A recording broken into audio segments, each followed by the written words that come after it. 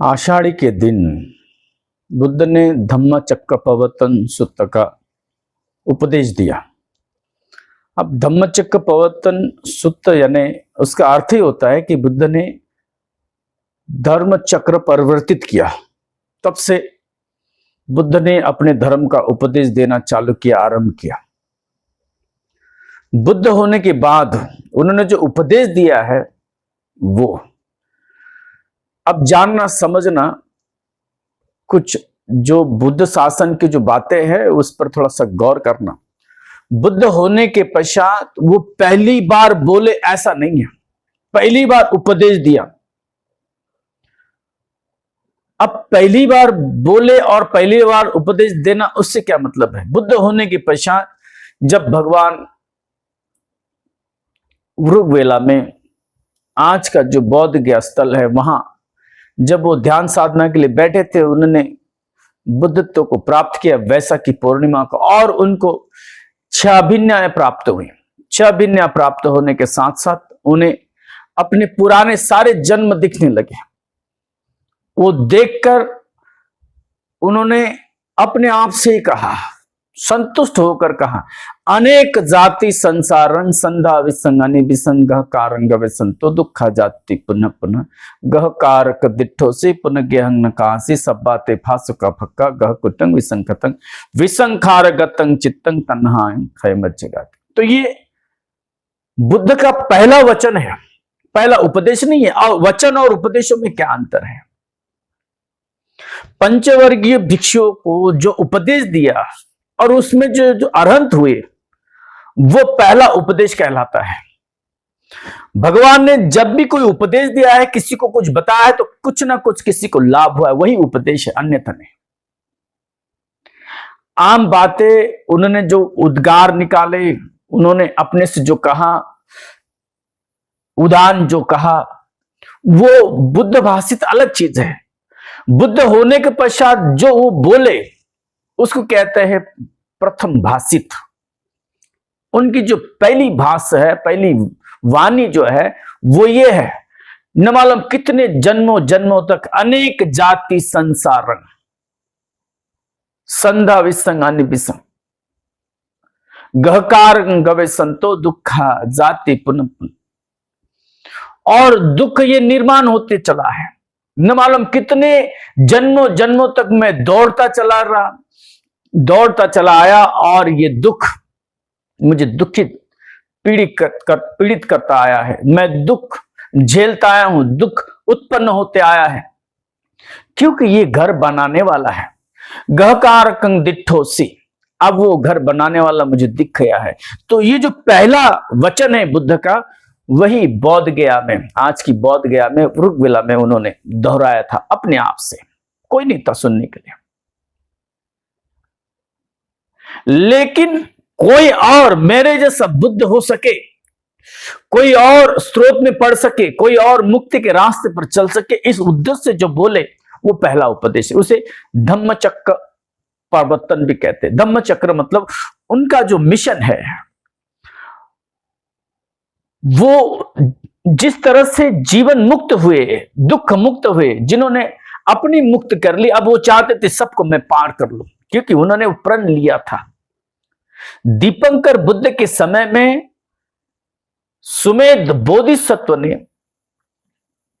दीपंकर बोधिसत्व को देखकर यह प्रण लिया था कि मैं भी ऐसा सम्यक संबुद्ध हूं, और ऐसा बनने के पश्चात और हजारों लाखों करोड़ों लोगों को मैं उनकी नैया पार लगाऊं, दुखों से मुक्ति दिलाऊं, दुख के भव सागर से उनको मैं धर्म की नैया में बिठाकर दुख मुक्ति कराऊं।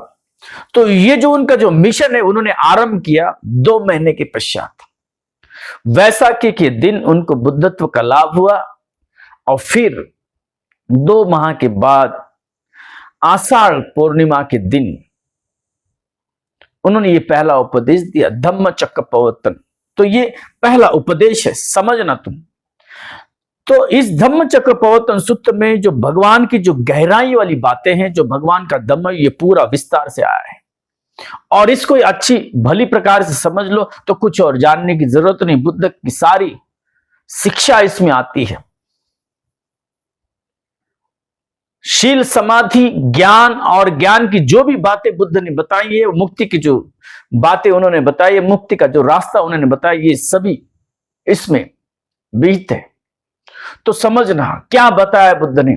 सबसे पहले तो बुद्ध ने बताया कि दुनिया जो है अतियों में बटी हुई है। तो कोई धर्म के नाम पर अपने आप को, अपने शरीर को बहुत पीड़ा दे रहा है, तो कोई धर्म से बिल्कुल दूर है, पीट करके खड़ा है। तो एक तो धर्म से दूर है और दूसरा धर्म के नाम पर न मालूम क्या क्या कर रहा है, अपने शरीर को यातना दे रहे। दोनों कहा बुद्ध ने, ये दोनों हितकारी नहीं है, अहितकारी है, दुखकारी है। और जो आदमी मुक्ति के रास्ते पर निकला उसके हित के लिए नहीं है, उसके लिए नहीं है। आम गौण बातें हैं। कोई अहंकार में रहकर अपने शरीर को पीड़ित करके दूसरों को दिखाए, जताए कि मैं श्रेष्ठ हूं, तो ये अहंकार के सिवा और कुछ नहीं है। और काम भोगों में जो लिप्त है, वासनाओं में लिप्त है, खान पान निद्रा, इन्हीं चीजों का और उसी में फंसा हुआ उसका जीवन है, तो ऐसा आदमी और नरक के रास्ते पर है। तो एक तो काम में है, दूसरा क्रोध में है। तो कहा बुद्ध ने, ये दोनों अतिया श्रेयस्कर नहीं है, हितकर नहीं है, सुख, परम सुख सत्य को पाने के लिए पर्याप्त नहीं है। तो उन्होंने कहा कि मध्यम मार्ग बताया। और उसके पहले बुद्ध ने 4 आर्य सत्य को बताया। 4 आर्य सत्य समझना जरा थोड़ा। ये जीवन का जो लक्ष्य है, ये जो 4 आर्य सत्य है, ये बड़े महत्वपूर्ण है। जीवन में दुख है, जीवन में जन्म से लेकर मृत्यु तक दुख है। इर्द गिर्द जहां तहां दुख ही दुख है। क्यों दुख है? क्योंकि ये जीवन ही दुख है। बुद्ध ने कहा संक्षिप्त में अगर संक्षेप में अगर कहा जाए तो ये जीवन ही दुख है। संकितेन पंच उपादान खंड दुख, पंच स्कंद, 5 उपादान स्कंद जो है ये दुख है। 5 उपादान स्कंद क्या होते हैं? रूप और नाम। तो रूप यानी शरीर, नाम यानी मन के जो 4 स्कंद है। रूप का जो स्कंद है यानी दिखता है शरीर, उसका 1 स्कंद। और फिर मन के 4 स्कंद, वेदना, संज्ञा, संस्कार और विज्ञान। ये जो 4 स्कंद है, और रूप ये 5वां स्कंद। इससे मिलकर ये जीवन बना है। रूप और नाम, शरीर और मन। ये शरीर और मन का जो मेल मिलाप है, ये जीवन है। और ये जीवन पूरा का पूरा बुद्ध कहते ही दुख है। कैसे दुख है? जानना समझा। जाति भी दुख, जन्म से दुख आरंभ होता है। तुमने कभी देखा नहीं होगा कहीं बच्चा पैदा हुआ है वो हंसते आया हो, ऐसा हो ही नहीं सकता। अगर बच्चा चुप भी हो जाए तो सबकी आंखें ऊपर हो जाती है, डॉक्टर देखने लगता है ये बच्चा क्यों नहीं रो रहा है। रोना जरूरी है।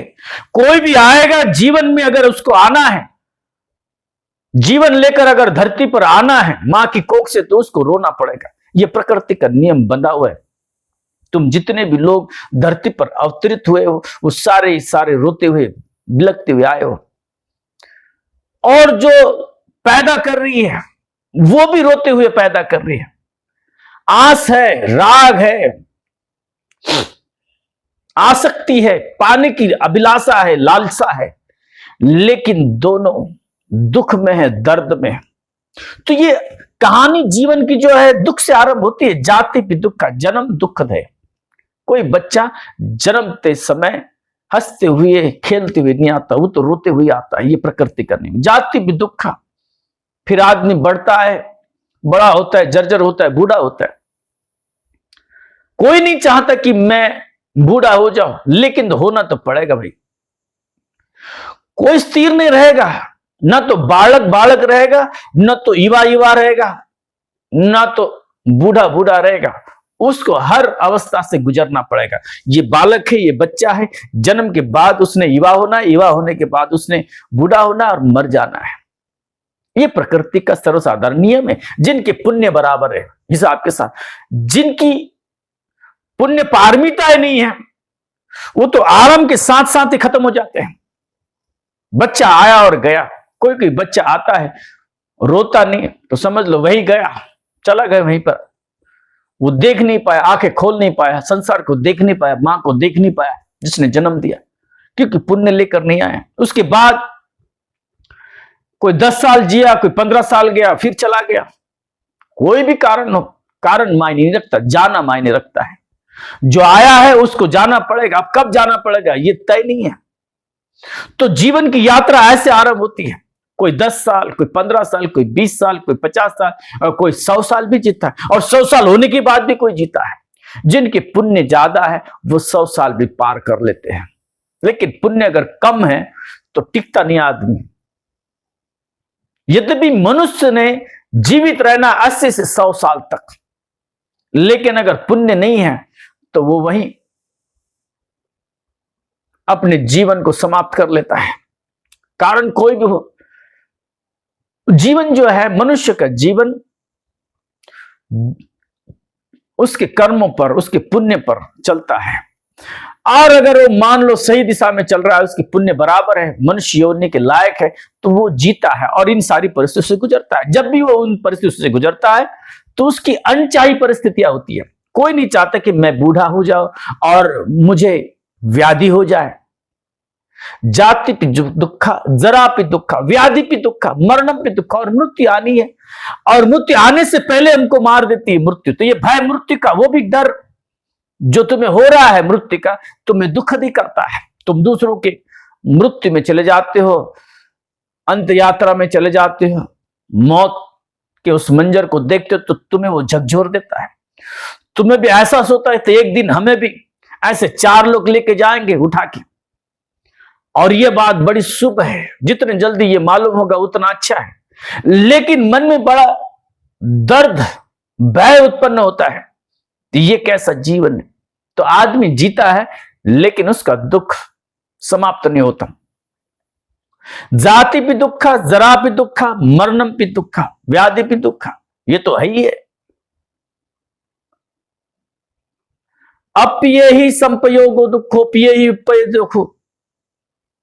जो अप्रिय है, जिनको हम चाहते नहीं, वो अगर हम दिख जाए, मिल जाए, खाना जो हमें पसंद नहीं अगर तुम्हारे सामने रख दो, बच्चे रोते हैं, भूखों रहते हैं बच्चे, लेकिन खाते नहीं, खाने को हाथ नहीं लगा, क्योंकि वो चाहते नहीं, पसंद नहीं उसका। मनपसंद खाना अगर ना हो, भोजन अगर ना हो, आदमी अगर ना, तो उनके पास जाति में रोते हो, उनको भय उत्पन्न होता है। तो जो मन में लालसा है, जो मन में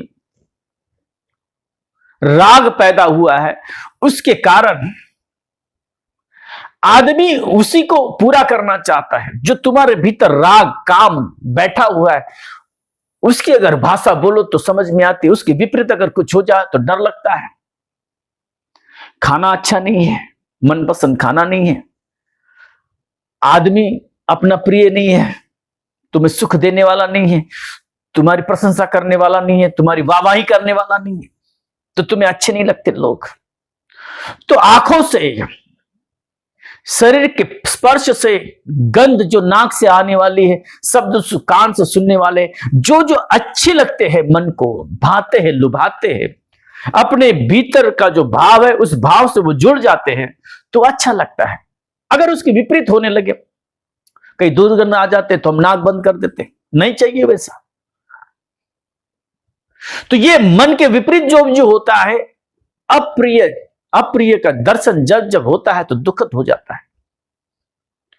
पिए और जो चाहिए वो अगर नहीं मिलता है, जिसकी चाह मन में है और उसको तुम दूर कर लो, कोई आदमी हो, खाना हो, भोजन हो, अवस्था हो, वातावरण हो, ये तुमसे अगर दूर हो जाए तो तुम्हें पीड़ा परेशानी होने लगती है, दुख होने लगता है। अप्रिय ही संपयोगो दुखो, पिय ही विपयोगो दुखो। और जो हमारी इच्छा होती है अगर वो न मिले तब भी दुख होता है। यम पिच्छं लभते तम पि दुखं। जो इच्छा है मन में, वैसा अगर हमारा इच्छा के रूप कुछ होता न हो तो हमें दुख होता है। बुद्ध कहते यही जीवन जो है ये संक्षेप में संकितेन पंच पाद, जब तक ये शरीर है ये तब तक दुख है। ये पहला आर्य सत्य बुद्ध ने कहा। फिर दूसरा दुख का कारण, अब ये तो केवल पत्ते हैं, पेड़ के पत्ते हैं, टहनियां हैं, ये जड़ नहीं है। तो जड़ कहां पर है? क्योंकि जड़ तक हमको जाना पड़ेगा, इससे हमें कोई मतलब नहीं है। देखना ठीक है, उचित है, समझना चाहिए, इससे बात आगे बढ़ेगी। ये दिखेगा नहीं तो हम कैसे ढूंढ पाएंगे उस कारण को। डायग्नोस्टिक जब हो जाए तो हम उसके रूट तक जाएंगे, जड़ तक जाएंगे। तो जड़े क्या है? तो जड़े है ये दूसरा आर्य सत्य। क्या है दूसरा आर्य सत्य? जो काम तृष्णा है, भव तृष्णा, विभव तृष्णा, जो मन में तृष्णा है, तो तीन प्रकार की बुद्ध ने तृष्णा कही है। सबसे पहला कहा है कि काम तृष्णा, दुख समुदय अर्य सत्यम यायं तन्हा पोनो भविका नंदी राग सहागता तत्र तत्राभिनंदनी से काम तन्हा, भव तन्हा, विभव तन्हा। ये तृष्णा जो है, ये तीन प्रकार की तृष्णा बुद्ध ने कही है। काम तृष्णा, काम वासना, सेक्स, शरीर सुख, स्त्री पुरुष का, पुरुष को स्त्री का, जो भी अपनी इच्छा हो और उससे वो लिप्त हो जाता है, ये काम तृष्णा जाती नहीं है। उसी से जन्म हुआ है, माता पिता की काम तृष्णा के कारण ये जीवन धारण किया है, और ये मरते दम तक रहेगी और लेके चलेगी अगले जन्म तक, और जन्म जन्म तक ऐसे भटकाते रहेगी। ये काम तृष्णा मन में है। ये आश्चर्य की बात नहीं, कोई पुरुष किसी पुरुष को, किसी स्त्री को, किसी युवा युवती को, लड़की को, अब उम्र होने से पहले ही लड़के अगर लड़कियों से आकर्षित होती है और लड़कियां लड़कों से आकर्षित होती है, ये अचरज की बात नहीं, ये प्रकृति का नियम है, ये प्रकृति है। भीतर काम अब जागा है, काम अब स्थिर है, काम नष्ट नहीं हुआ है। काम होने के कारण जो भी स्त्री है वो पुरुष को आकर्षित करेगी और उसको भी पुरुष लुभावना लगेगा। स्त्री के बारे में वैसा, पुरुष के बारे में भी बिल्कुल वैसा ही, क्योंकि ये चलते आ रहा है, जन्म जन्मांतर से आ रहा है। फिर हमारी इच्छा होती है कि मेरे मन की तरह हो, ये हो, मेरे कहने की तरह हो। काम तन्हा, फिर भव तन्हा, भव यानी होना, ऐसा हो। मेरा बच्चा है तो अच्छे अंक लेकर आए, अच्छे गुण लेकर आए, गुणवान हो। दूसरे का बच्चा हो तो ऐसा न हो, वो कोई अच्छी जगह पर न जाए, वो अच्छी शिक्षा न ले। तो मन में जो क्रोध है, मन में जो व्यापाद है, मन में जो ईर्ष्या का भाव है, मन में जो द्वेष है, उसके कारण हम दूसरों का अहित देखते हैं।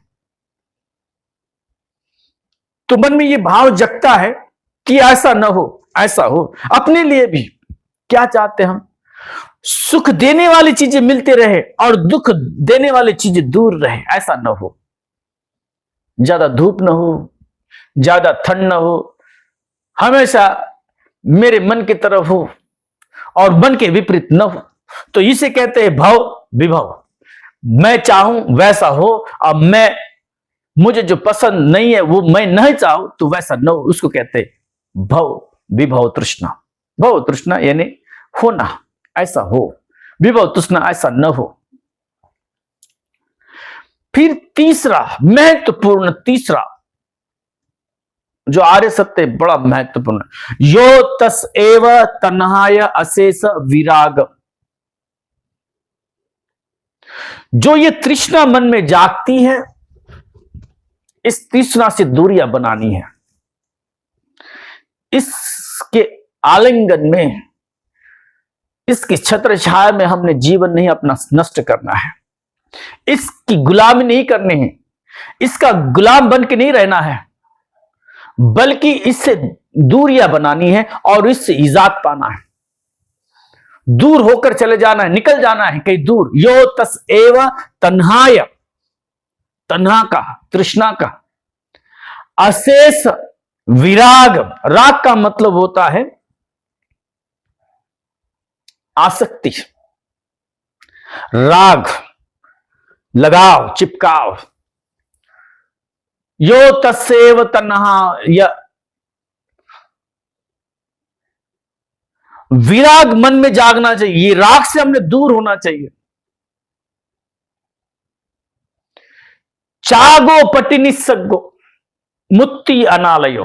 तो ये जो शब्द ये तुम्हें सिखा रहे हैं, जो तृष्णा है उससे ये राग जो हमारा जो अटैचमेंट है, जो आकर्षण है, वो कम हो जाए, उसका त्याग करना है। चागो पति निस्सग्गो, प्रति निसर्ग, मुक्ति। अब उससे जो है मुक्ति पानी है, उससे दूर जाना है, उससे छुटकारा पाना है, उसकी गुलामी में नहीं रहना है। इसने हमें गुलाम कर रखा है। ये तीसरा जो आर्य सत्य बड़ा महत्वपूर्ण है, बड़ा कार्मिक है, बड़ा काम का है। हम तो समझते दुख क्या ये भी समझ रहे हैं, अब तृष्णा क्या ये भी समझ रहे, लेकिन तृष्णा से मुक्त होने का जो रास्ता है ये है तीसरा आर्य सत्य। उससे हम दूरियां बनाएं, उससे हम विराग निर्माण करें, उससे हम दूर चले जाए। जो भी आसक्ति है तृष्णा के प्रति वो दूर करें।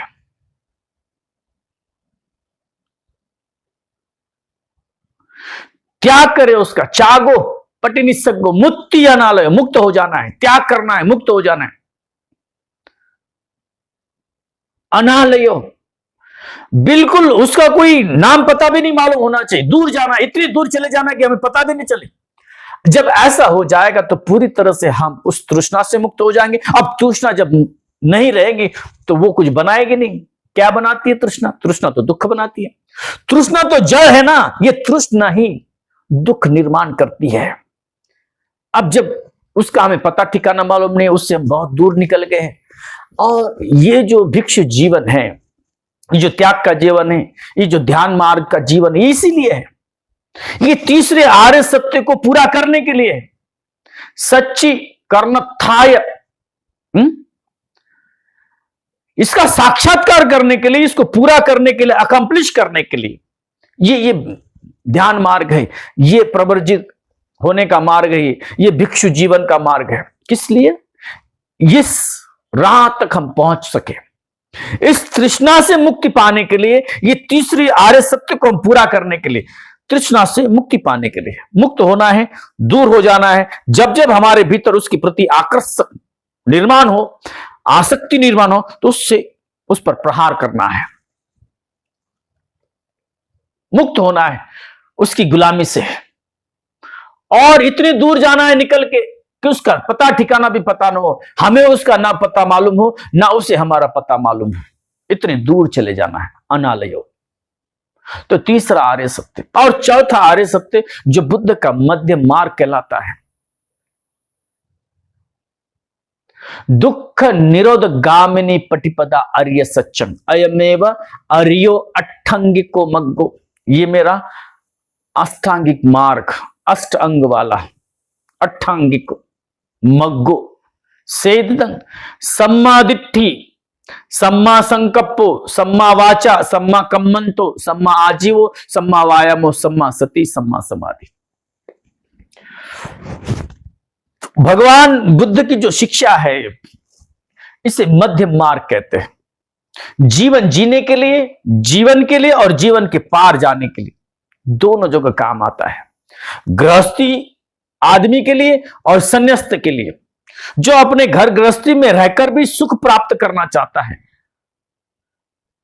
हर्ष से जीना चाहता है, प्रीति और प्रमोद के साथ जीना चाहता है, जिंदगी जीना चाहता है, उस जीने के लिए भी, और जीने के पश्चात जो अपनी मुक्ति पाना चाहता है, उनके लिए भी ये मध्यम मार्ग, बुद्ध की शिक्षा एक जैसी है। तुम घर गृहस्थी में रहकर भी अगर इसका पालन करो तो तुम्हारा जीवन बड़ा सुखकर होगा, और तुम संन्यास्त जीवन धारण करके तुमने अगर इसका पूरी तरह से पालन किया तो तुम मुक्त हो जाओगे इसी जन्म में। यही मानव जन्म में रहकर तुम स्वर्ग को अनुभव कर सकते हो। स्वर्ग में जाना नहीं होता, बुद्ध के स्वर्ग नहीं जाते, बुद्ध जहां होते हैं, अरहंत जहां होते हैं वहीं स्वर्ग हो जाता है।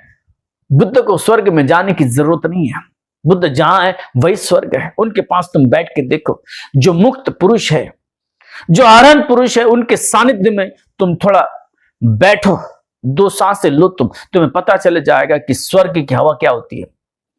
मुक्ति की उस हवा में तुम डोलना सीखो। तुम्हारा अगर ऐसा सौभाग्य रहे कि कोई अरंत तुम्हारे पास आए, अरंत तुम्हें दिख जाए, मिल जाए और तुम उनके साथ में 2 पल बिताओ, 2 पल तुम्हारी जिंदगी भर याद रखने लायक होंगे। ऐसे सुखकर पल तुम अगर होश में हो तो तुम्हें पता चलेगा, लेकिन उसके लिए तुम्हें होश में होना भी जरूरी है। अगर तुम बेहोशी में हो, तुम नशा किए हो, और नशा केवल शराब की नहीं होती है, नशा और अनेक चीजों की होती है। और शराब में नशा ऐसा मत समझना, नशा अगर शराब में होती तो केवल आदमी नहीं डोलता, बोतलें भी डोलती।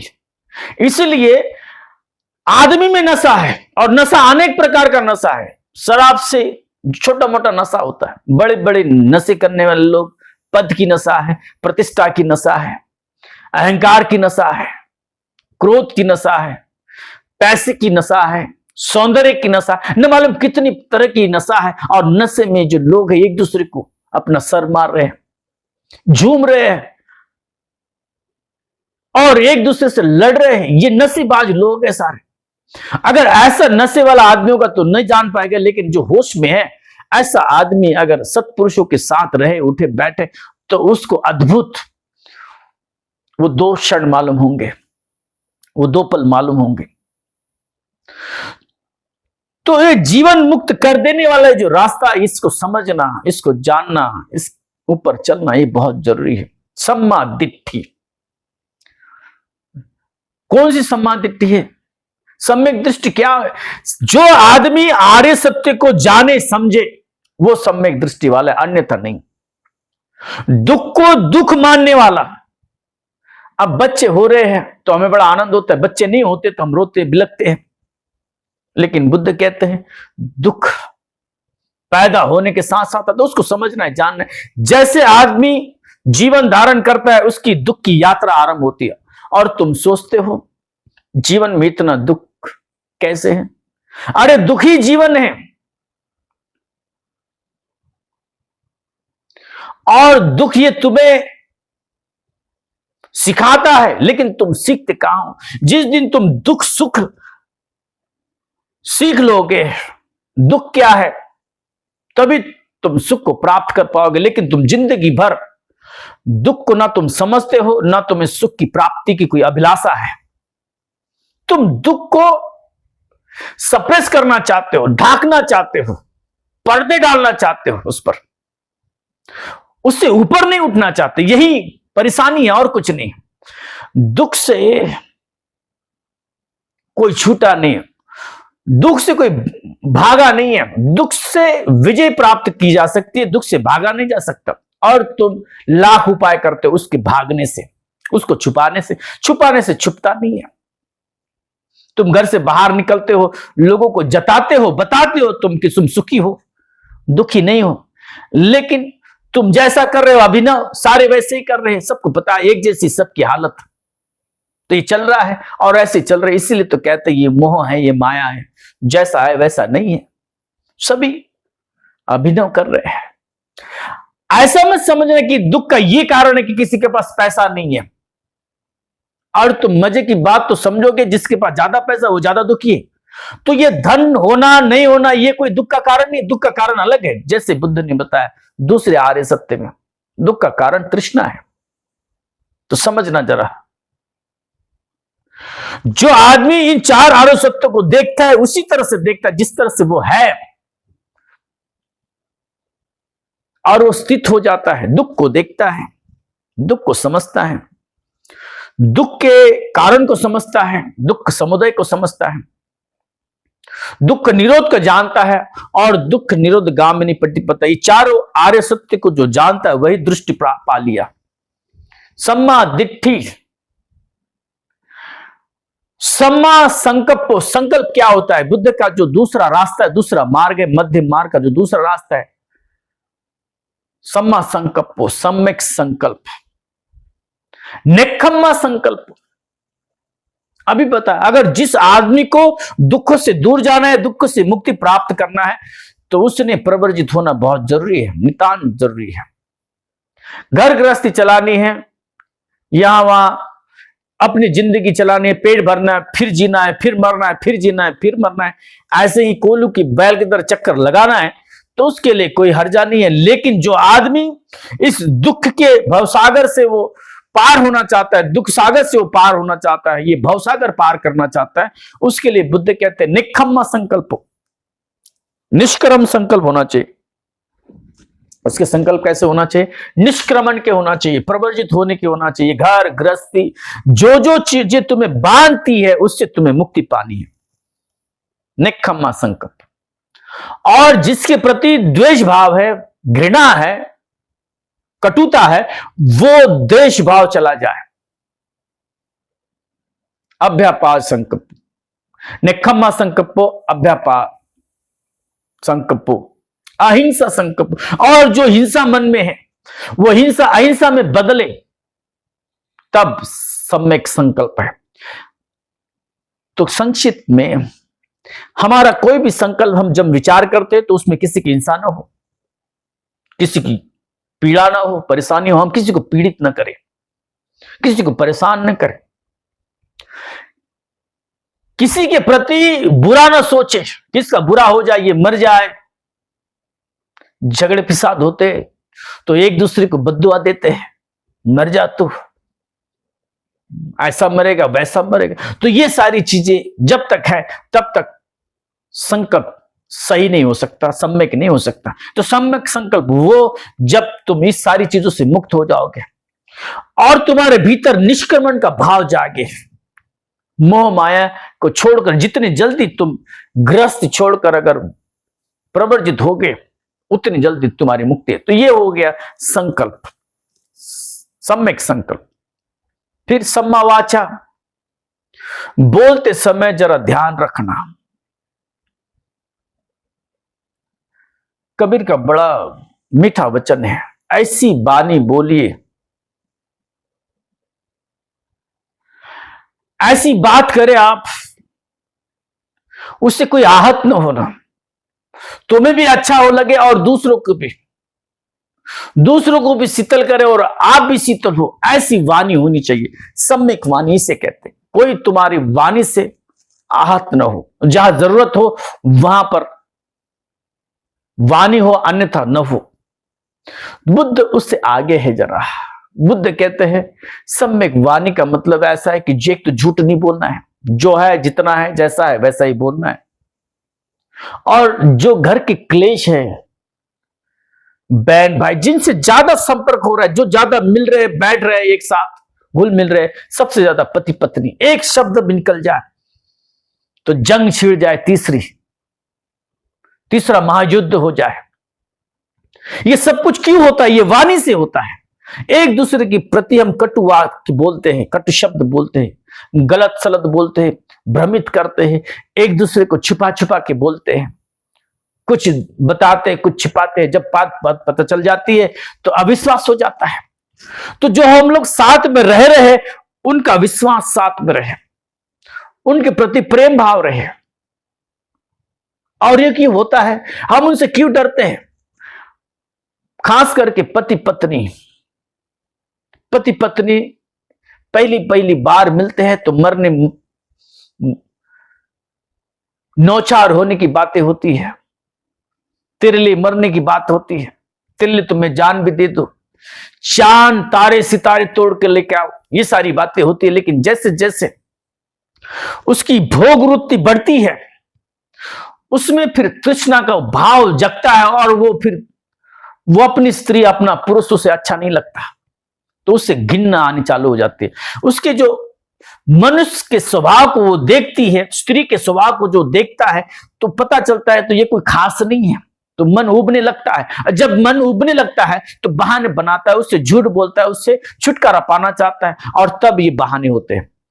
उसको गलत बोलेगा, उससे छुपा के रखेगा, और जब जब तुम छुपाओगे, झूठ बोलोगे, और ये जब जब झूठ पकड़ा जाएगा तब तब कलह होगा। तो तुम्हारे घर के कलह दूर करने के लिए जरूरी है कि तुम सत्यवाणी इस्तेमाल करो। जो है जितना है जैसा है उतना ही तुम कहो, उतना ही तुम बोलो, तो कलह नहीं होंगे। क्योंकि कुछ छुपाने को है नहीं, तो झगड़ा फिसाद होने की नौबत ही नहीं। और उससे पहले कि तुम ये सारी चीजें समझो, उससे पहले तुम ये समझना, पति पत्नी जैसे मिले हैं, जैसा ये है वैसी और है, दूसरा कुछ खास नहीं है। किसी को खास नहीं बनाया, एक जैसा ही बनाया, सबको एक जैसा ही बनाया, बस दिमाग का फर्क है। तुम्हारे मन में तुमने जो धारणा रखी है और उसने जो तुम्हारे प्रति रखी है, वो धारणा उतनी गलत है। बाकी इंसान एक जैसी है। तुम्हारी सुंदर पत्नी, तुम्हारी अपनी पत्नी तुम्हें कुरूप लगने चालू हो जाती, दूसरों की पत्नी दूर की ढोल सुहाने, कुरूप भी है तो तुम्हें अच्छी लगती है। क्यों? वो मन में भाव उत्पन्न होता है, जो मन में जो आसक्ति है उसके प्रति वो कम हो जाती है, उसके गुण देखकर। वो ऐसा लगता है मानो बोझ है, चाहे वो पति हो चाहे वो पत्नी हो। तो इन सारी चीजों को दूर करने के लिए एक ही रास्ता है कि तुम ये समझ लो कि सारे जो इंसान है वो एक जैसे ही है, कोई अलग नहीं है। और मैं किसी को प्रेम नहीं करता, अपनी अपनी आवश्यकता है, जरूरत है। आज तुम दूसरों के लिए मरने के लिए तैयार हो, जिससे तुम प्रेम करते हो, ऐसा कहते हो, उसके लिए मरने के लिए तैयार हो, और साल भर के बाद तुम उसका गला घोटने के लिए भी राजी हो जाते हो। और ऐसी घटनाएं हैं। शुक्र है उन लोगों का जो आज तक साथ में है, उनके मन में भी ये विचार तो आता है लेकिन कर नहीं सकते, उनमें संयम है। इससे ज्यादा आगे संयम के साथ में सत्य को भी जानना है। तुम वास्तव में किसी को प्रेम नहीं करते, वास्तव में तुम अपने आप से प्रेम करते हो। तुम अपनी तृष्णा को भोगने के लिए, अपनी तृष्णा को पूरा करने के लिए उसका सहारा ले रहे हो, इस्तेमाल कर रहे हो। ये बात जितनी जल्दी तुम्हारे भीतर समझ में आ जाए, चाहे वो स्त्री हो, चाहे वो पुरुष हो, चाहे वो पिता हो, चाहे वो पुत्री हो, चाहे वो पुत्र हो, हम एक दूसरे का इस्तेमाल कर रहे हैं और कहते कि हमें बड़ा प्यार है, आई लव यू पापा। जब पत्नी आ जाते तो पापा उड़ के चले जाते हैं, बह के चले जाते हैं। मां की पल्लू से बंधा हुआ बच्चा, पत्नी जब आ जाती है तो पता नहीं उसका ममत्व तो कहां खो जाता। तो ये सारी जो चीजें हैं, ये सारी अपने लिए, मेरी आवश्यकताओं को पूरा करने के लिए ये बंधा हुआ रचा हुआ खेल है। इसको जितने जल्दी समझे, और फिर क्या समझने की बात क्या है, छोड़ देना नहीं, छोड़ना नहीं। एक दूसरे के साथ हैं, उनमें गुण है, हमारे में गुण है। दो लोगों के गुण अगर मिला लो तो गुण तो दुगने हुए, अवगुणों को मत मिलाओ, गुणों को मिला, और गुणों को मिलाकर एक दूसरे की पूरक बनो, एक दूसरे के दुश्मन मत बनो। एक दूसरे की कमियां खोजने से अच्छा है कि एक दूसरे से हम पूरक हो जाए, एक दूसरे की मदद करके ये जो छोटा सा सफर है उसको तय कर ले। क्योंकि तुम इसको छोड़ोगे दूसरों को लाओगे तो वही होगा।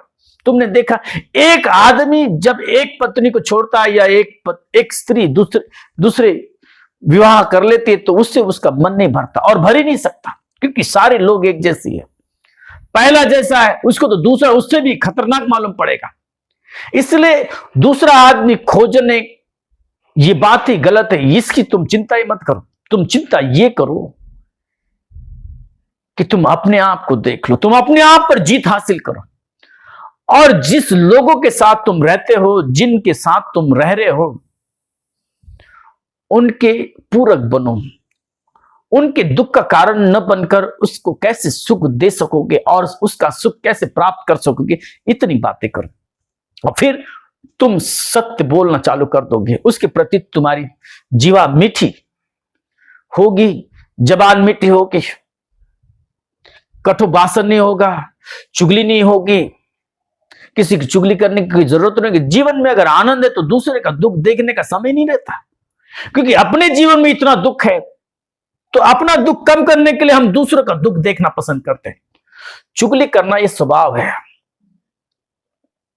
तुम जब चुगली करते हो किसी की, तो ऐसा मत समझना कि तुम दूसरों की बुराई करते हो। तुम अपने मन मस्तिष्क में जाग कर देखोगे, तुम्हें पता चलेगा। जब भी तुम दूसरों की चुगली करते हो तुम्हें बड़ा मजा आता है, अंदर से, भीतर से। जब भी तुम दूसरों की चुगली करते रहते हो तो तुम्हारे ये जहन में भी नहीं आता, तुम्हारे ये मन में भी नहीं आता, तुम्हारे मन में ये घर नहीं करती बात कि तुम दूसरों की बुराई कर रहे हो। तुम्हें तो पता ही नहीं चलता। क्या होता है, मन मस्तिष्क में ऐसा होता है, जब भी तुम दूसरों की चुगली करते हो तो तुम्हें उसके कुछ अवगुणों को देखना पड़ता है, उसकी बुराई को देखना पड़ता है, होती इतनी सी, और तुम उसको फाड़ फाड़ के बड़ी कर देते हो, चौड़ी कर देते हो, और तुम मजे लेते हो, चटकारे लगाते हो, बड़ा मिर्च मसाला लगा के तुम बताते हो। और जब तुम इसको बताते हो तो तुम्हें बड़ी मजा आती है। क्यों मजा आती है? जब दूसरों की तुम बुराई करते होते हो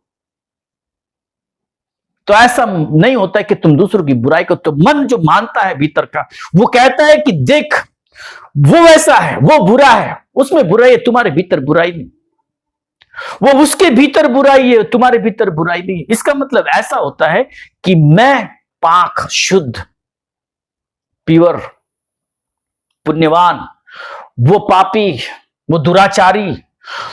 तो उसके दुराचार दिखाकर उसको दुराचारी नहीं सिद्ध कर रहे, उसके दुराचार दिखाकर तुम अपने आप को पुण्यवान सिद्ध कर रहे हो, तुम अपने आप को जस्टिफाई कर रहे हो, तुम अपने आप को सर्टिफाई कर रहे हो कि तुम अच्छे पुरुष हो। तो इसीलिए बड़ा मजा आता है दूसरों की बुराई करते समय। जब तुम दूसरों की बुराई करते हो तब तुम आड़े हाथ से, उल्टे हाथ से अपनी अच्छाई करते हो। इसलिए उस चुगली में बड़ी बड़ी मजा आती है, बड़ा मजा आता है किसी की चुगली करना। इसलिए महिलाएं काम धंधा छोड़कर लग जाती है चुगली करने के लिए, और दिन निकल जाता है, पता ही नहीं होता, कम होता है समय उनके पास, तो समय निकाल कर बैठती है और ये करते रहते। ऐसा मत समझना। तो ये सब क्या है? ये भ्रम है, भ्रांति है। अपने आप को सिद्ध करने का जो प्रयोग है, इसको जितने जल्दी हो सकते हो उतने जल्दी बंद करो, समाप्त करो, और सत्यता को देखो। ये जीवन जो है ये क्षणभंगुर है, नष्ट है, अनित्य। अनित्य स्वभाव जितने जल्दी जागेगा उतने जल्दी तुम स्थिर हो जाओगे, सत्य दिखाई देगा। वो जैसा मैं भी वैसा, उसके हाथ से गलती होगी, मेरे हाथ से भी गलती होगी है, और गलती तो सभी के हाथ से हुई है। जिसकी पता चली वो चोर है, अन्यथा जिसकी गलतियां छिपी हुई है, ढकी हुई है, वो अपने आप को शाह समझ रहा है। शाह नहीं है लेकिन शाह समझ रहा है, क्योंकि उसकी गलतियां अब चार लोगों में आई नहीं, किसी ने उसकी गलतियां देखी नहीं है। लेकिन तुमको अगर सत्य के साथ जीना है तो तुम्हें किसी की गलती देखने की जरूरत नहीं। तुम अपने आप देखो, तुम अपनी गलती को ढूंढो, देखो, सोचो। जितना दूसरा आदमी पापी है उससे भी कई गुना ज्यादा भीतर पाप पड़ा हुआ है। दूसरों को पापी कहने वाला आदमी जब भीतर झांक के देखता है, वो देखता है अरे उससे तुम नहीं बुरा हो। जो मन देखा अपना, मुझसे बुरा ना कोई। जब अपना मन देखोगे, अपना मन तुम झांकोगे तो पाओगे कि मुझसे बुरा तो कोई नहीं है। इसकी जरूरत है। सत्य के साथ तुम्हें जीना है, बुद्ध के साथ अगर तुम्हें जीना है, बुद्ध की राह पर तुम्हें अगर चलना है तो सत्य को स्वीकार करना है। और ये भीतर जाओगे, देखोगे कि मेरे से बुरा तो कोई नहीं है, और तब फिर तुम किसी की चुगली, और कोई तुम्हें अच्छा कह रहा है, बुरा कर रहा है, तुम प्रभावित नहीं होगे। आदमी बड़ा प्रभावित हो जाता है, किसी ने तुम्हें अच्छा कह दिया कि तुम प्रभावित हो गए, तुम उसको चाय पिलाने लगे, कॉफी पिलाने लगे, उसने उधार मांगा, और तुम ये देख भी नहीं रहे अपनी मूर्खता की, ये तुमसे उधार लेना चाहता है, तुम्हें फुसला रहा है, तुम्हें चने के पेड़ पर चढ़ा रहा है, उसका कोई मकसद है, लेकिन तुम अहोभाव में आ जाते हो, फूल जाती है, सीना चौड़ा हो जाता है और तुम पिघल जाते हो। कोई तुमको पिघला रहा है ये भी नहीं जानते। तो ये सारे असत्य स्वभाव से, असत्य भाव से दूर होकर सत्य भाव पर स्थित रहो। जहां जरूरत है उतना ही बोलो। तो बुद्ध ने कहा इसको सम्मा वाचा, सम्यक वाचा। झूठ नहीं बोलना है, चुगली नहीं करना है, कठोर नहीं बोलना है, निंदा नहीं करनी किसी की, और जहां जरूरत नहीं है वहां पर अपने शब्द इस्तेमाल नहीं करने।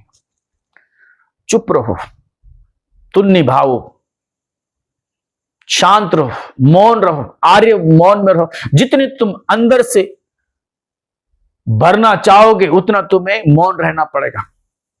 तुम्हारी ऊर्जा स्थिर रहेगी, तुम्हारे भीतर ज्ञान का विकास होगा। जितना बोलोगे उतना ज्ञान बहेगा। अगर तुम्हें ज्ञान की अभिलाषा है तो तुम जितना हो सके उतने तुम मौन रहना आरंभ कर दो। फिर सम्मा कम्मन, तो सम्य का जीव, सम्मा कम्मन, सम्य कर्म।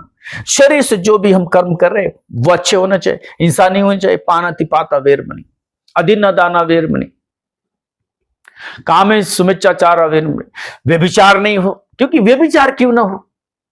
क्योंकि ये काम तृष्णा जो है, जितना उसको तुम भरने का प्रयास करके उतना वो बड़ा होते जाएगा, वो कम नहीं होगा। ये ऐसा घड़ा है बिना प्यादी का, तृष्णा का लोटा, तृष्णा का घड़ा ऐसा घोड़ा है, उसको कोई प्यादी नहीं है। तुम जितना डालते जाओगे उतना वो निकलते जाएगा। यूं डाला यूं चला गया, कुछ आएगा नहीं उसके। और जितने जल्दी तुम इसको समझोगे उतने जल्दी अच्छा है, अन्यथा ये जीवन तो गया, आने वाले अनेक जन्म भी वैसे चले जाएंगे। तो बुद्ध कहते हैं व्यभिचार से बचो, व्यभिचार से दूर रहो।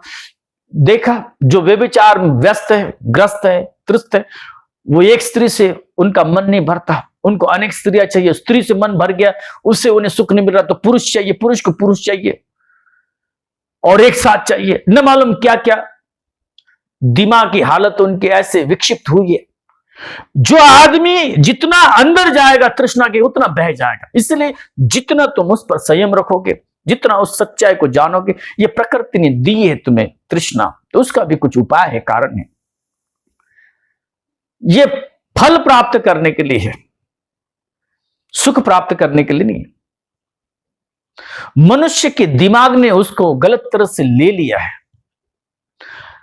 वंश को आगे बढ़ाने के लिए, बीज को आगे बढ़ाने के लिए, फल की निर्मित करने के लिए अगर हो रहा है तो ठीक है, लेकिन उससे सुख मिल सके, उसमें अगर लिप्त होकर उससे सुख लेने की प्रयास अगर जारी है और वही इच्छा हो रही है, तो तुम ऐसे भटक जाओगे, ऐसे भव चक्र में भटक जाओगे, तुम्हारा निकलना मुश्किल हो जाएगा। तुम विक्षिप्त हो जाओगे, मर जाओगे। वैसे ऐसे बहुत से लोग विक्षिप्त हो गए, जो ज्यादा जोर विचार कर रहे हैं, अपने शरीर पर जोर दे रहे हैं, इसके बारे में ज्यादा सोच रहे, न मालूम क्या क्या उपद्रव करके खड़े हैं लोग।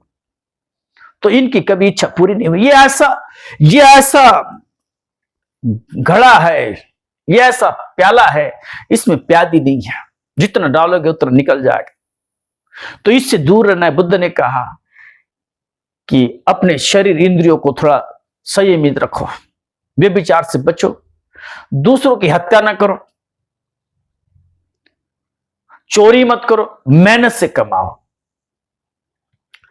तो ये हो गई हमारी काया के सम्यक कर्म, हमारे काया के सत्कर्म। फिर सम्मा कम्मोत्तो के बाद सम्मा आजीव। सम्मा आजीवा ऐसे होती है जिससे कोई दोष न लगे, किसी का 2 पैसा हम किसी से चुरा नहीं, मेहनत से हम कमाएंगे। ऐसी शुद्ध आजीविका हो, कोई हमें कहे नहीं तुमने कुछ झोल किया है, घपला किया है, किसी की 2 रुपए उठाए हैं, कोई करप्शन किया है। तो ऐसी हमारी आजीविका होना चाहिए। सम्मा कम्मंतो, सम्मा आजीवो, सम्मा व्यायामो। फिर हमारा सम्यक व्यायाम क्या कहता है? मन को शुद्ध करने का ये रास्ता है। जैसे हम तीसरे आर्य सत्य को समझे थे कि जो मन में तृष्णा उत्पन्न है, जो पता चलता है तृष्णा देखी, उससे हमने दूरियां बनाई, मुक्ति के लिए हमने प्रयास चालू किए। तो उसमें ये जो सम्यक व्यायाम है, ये बड़ा कारगर सिद्ध होता है। क्या है सम्यक व्यायाम? सम्यक व्यायाम वो व्यायाम है, वो हलचल है, वो प्रयास है। 4 प्रकार का प्रयास है। एक प्रकार का प्रयास कि तुम अपने मन को देखते हो, अपने भीतर झांकते हो, अपने आप को देखते हो कि मैं कितना अच्छा कितना बुरा। ये स्वाट जैसा एनालिसिस होता है, स्वाट एनालिसिस, उस तरह से अपने मन का स्वाट एनालिसिस करना है। देखो आज बिजनेस लाइफ में स्वाट वगैरह ये एनालिसिस बताते हैं, बुद्ध ने उसके पहले ही बताया है कि देखो अपने भीतर झांको, देखो अपने भीतर की जो अच्छाई है, स्ट्रेंथ है, उसको वैसा ही रखो, जाने मत दो बाहर, और उसको और बढ़ाओ। फिर अपने भीतर जो कमियां हैं, वीकनेसेस है, जो बुराइयां है, उसको बाहर निकालो। बुद्ध ने जो स्वाट बताया, बुद्ध जो सम्यक व्यायाम बताया, आज के युग से कई गुना ज्यादा अच्छा है। जो आदमी बिजनेस आदि पढ़ते हैं और उनको ये स्वाट बताया जाता है, बुद्ध उसके कई गुना आगे है, और उन्हें नहीं सोचना चाहिए बुद्ध ने क्या मार्ग बताया। बुद्ध कहते हैं अपने भीतर देखो, अपने भीतर की अच्छाइयां देखो और उसको डेवलप करो और विकसित करो, परिपूर्ण हो जाओ उनमें। और जो भीतर गंदगी है, जो बुराई है, उसको बाहर निकालो। वीकनेसेस वो रहने नहीं चाहिए। और फिर बाहर की दुनिया देखो, बाहर में अच्छाई है जो तुम्हारे भीतर नहीं है, तो उसको प्रस्तापित करने का प्रयास करो। क्या क्या अपॉर्चुनिटीज है, क्या क्या हम बाहर से ला सकते हैं, जो जो अच्छाई है वो हमने लानी चाहिए। और क्या क्या थ्रेट्स है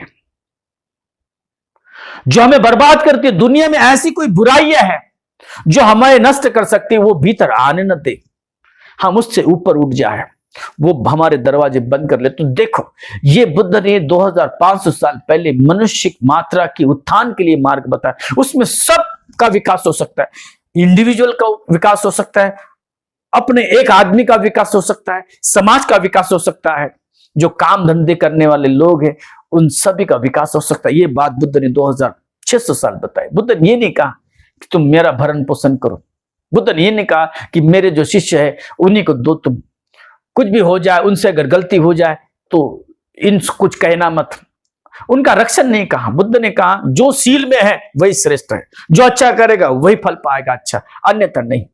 किसी की जाति से, किसी के जन्म से कोई श्रेष्ठ नहीं होता, किसी के कर्म से कोई श्रेष्ठ होता है। तो ये बात बुद्ध ने बड़ी स्पष्ट बताई 2500 साल पहले, और सबके विकास का मार्ग बताया बुद्ध ने।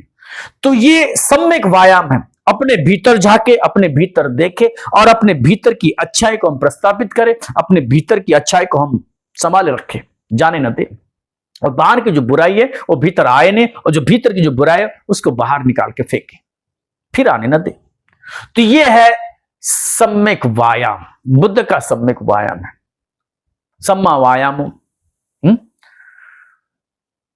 सम्मा सती, सम्मा समाधि। और हमने जागरूक होकर होश संभाल कर जीना है।